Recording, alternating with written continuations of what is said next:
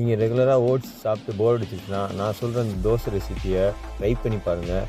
அதை எப்படி அளவெடுத்த பிறகு அதை ஜாரில் போட்டு மிக்சியில் போட்டு அடிக்க போகிறோம்.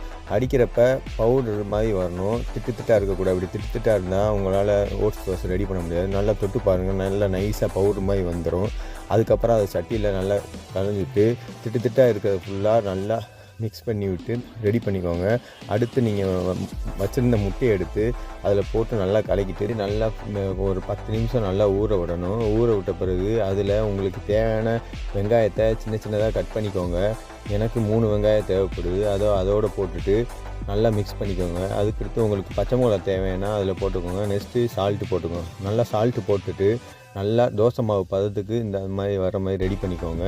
தோசைக்கல்லில் லைட்டாக எண்ணெயை தேய்ச்சிட்டு தோசை ஊற்றுற மாதிரி நல்லா ஊற்றிக்கோங்க. ஊற்றிட்டு எப்பயும் போல் தோசை சுடுற மாதிரி சுட்டு எடுத்துக்கோங்க.